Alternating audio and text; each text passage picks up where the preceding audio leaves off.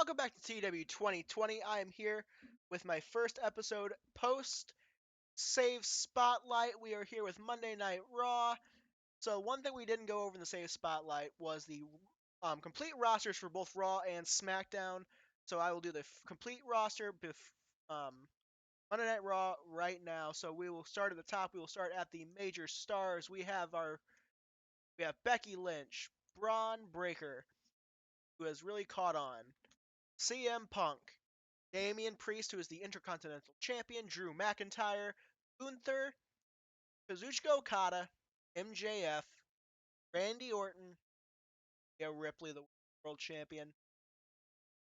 So going down to our stars, we have Andrade, Dominic Mysterio, Seth Rollins, and Tiffany Stratton. We have our well-knowns. We have Angel Garza, Asuka, Humberto Carrillo, Jeff Hardy, Johnny Gargano, Kairi Sane, Liv Morgan, Ludwig Kaiser, Zelina Vega.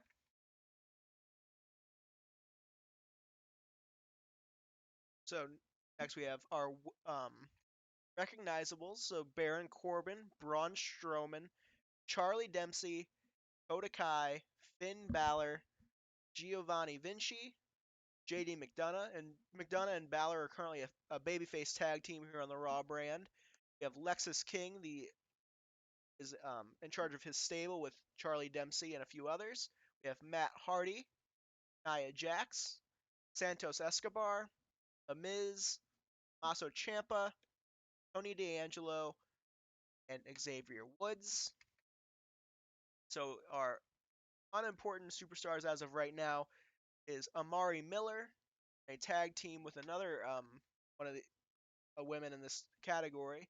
We have Apollo Crews, Brogan Finley, Cedric Alexander, Channing Lorenzo, Indy Hartwell, Jinder Mahal, Katana Chance, and Caden Carter.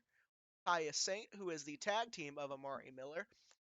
We have Kofi Kingston, Lucky Ali, Talia, Nikki Cross, R-Truth, Sonya Deville, Tegan Knox, Thea Hale, Veer Mahan, Xia Li, and Zoe Stark. Those are all the wrestlers. Now we will go through any managers that aren't wrestlers as well, which I think there is at least one.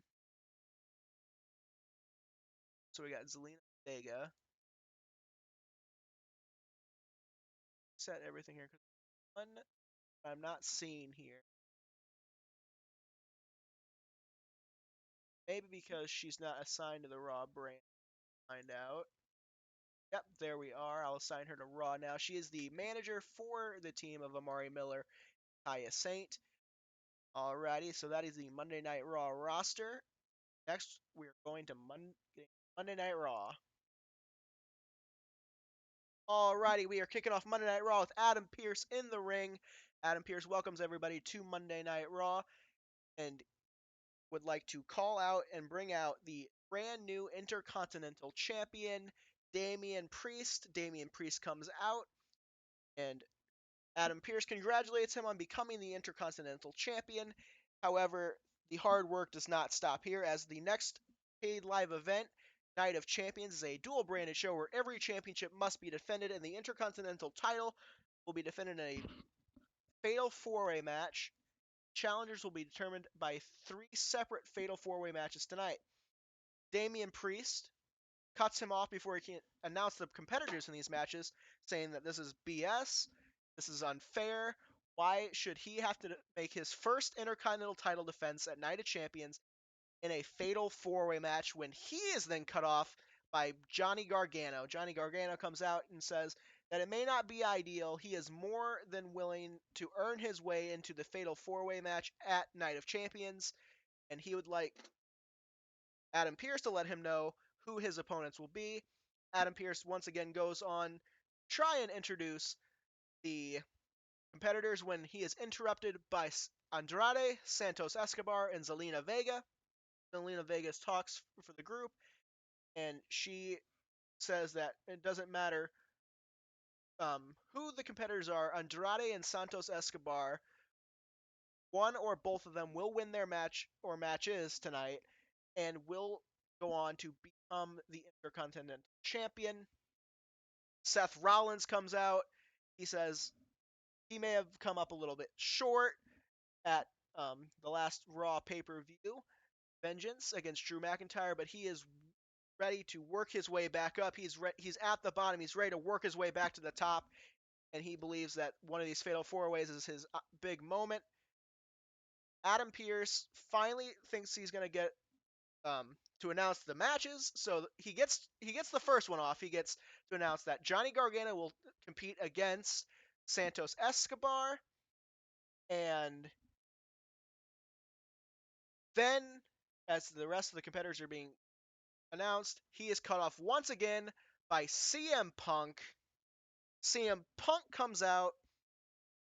He says he's he's been battling on the microphone for weeks with Lexis King. He beat Charlie Dempsey at Vengeance. He's done with the Lexis Kingdom, and he wants to become a champion once again here in the WWE. And he wants in one of these matches. Adam Pearce loses his shit. He says, "I am done trying to announce these matches. We're just going to kick off with the first one." So here we go. In a 61 rated match, we have Johnny Gargano defeating Jeff Hardy, Apollo Crews, and Santos Escobar after he submitted Apollo Crews with a Gargano escape. And then after the match, Adam Pearce is back in his office, frustrated as all hell after the opening segment went awry when Liv Morgan makes her way into his office. And she says that she wants the next opportunity at Night of Champions against Rhea Ripley. She says she's only had one opportunity, one-on-one with Rhea, and that was at last year's Night of Champions event when Becky Lynch comes into the room, and Becky Lynch says, "Well, Liv, the only reason you've only had one opportunity at Rhea Ripley is because you're not good enough to beat Rhea Ripley, and she wants the one-on-one championship opportunity at Night of Champions against Rhea." When Tiffany Stratton then walks in, and she lays claim to wanting to face Rhea Ripley for the championship. She is a former women's world champion, and she demands respect. When Adam Pearce says, "All right, how about this? Later on tonight, we will have Liv Morgan versus Tiffany Stratton, and the winner will face Becky Lynch next week here on Monday Night Raw. Then the winner of that match will go on to face Rhea Ripley for the women's world title at Night of Champions."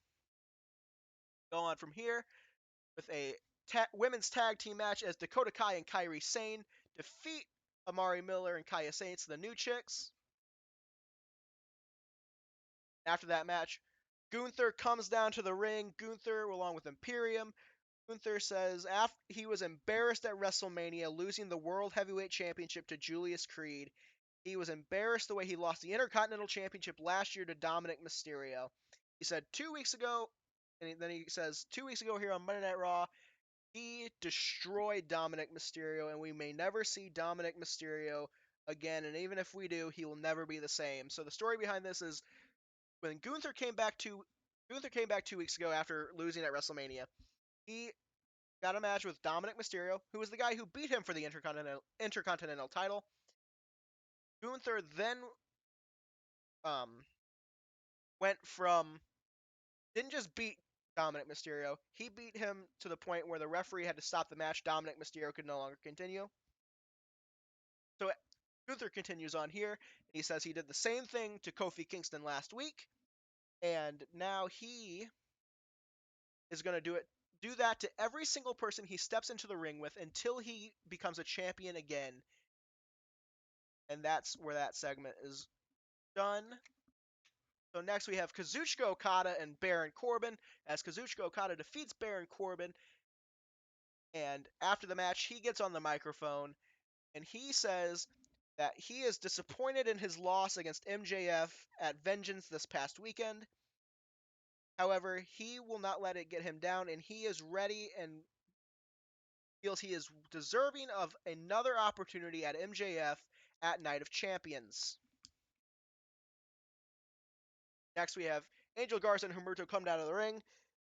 Garza and Humberto talk about how the World Tag Team Champions, the Hardys, are more focused on individual gold for Jeff Hardy, as Jeff Hardy was in the Intercontinental title Fatal 4-Way earlier, and how they're not focused on being in the tag team champions. And Garza and Carrillo, the next chance they get, are going to take those championships from them when they are interrupted by the debuting Tony D'Angelo and Shane Lorenzo from NXT.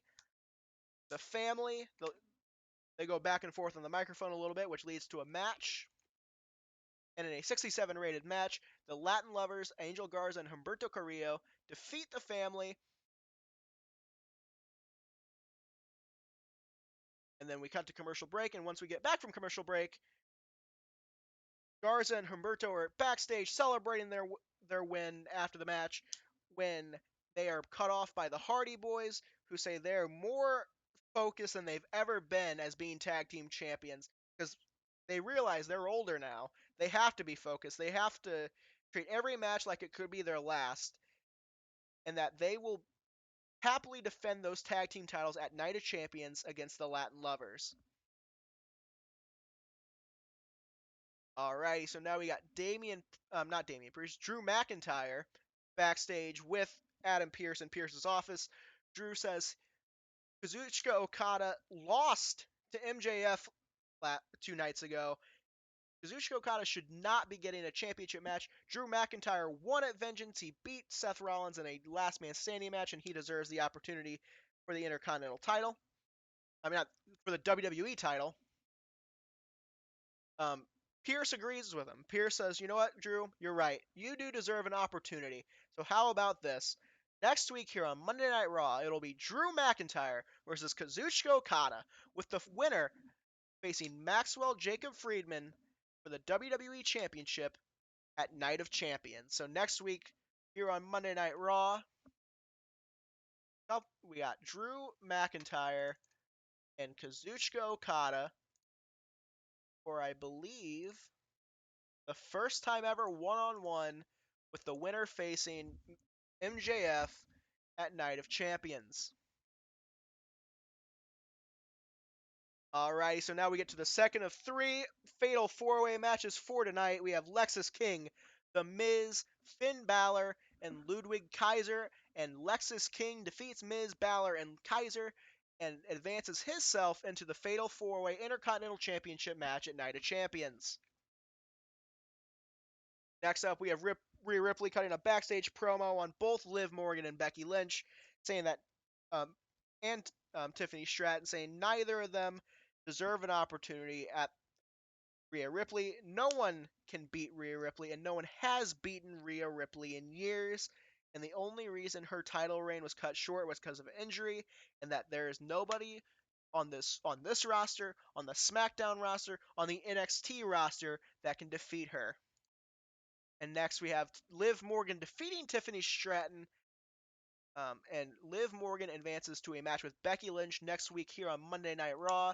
So let's get that set up. Becky Lynch, Liv Morgan, winner faces Rhea Ripley for the Women's World title at Night of Champions. Alrighty, so MJF cuts a promo, comes down to the ring, he cuts a promo, he badmouths the crowd, he badmouths both McIntyre and Okada. He says it doesn't matter who he defends the championship against the Night of Champions, because he is undefeated and he is better than everybody, and everyone knows it.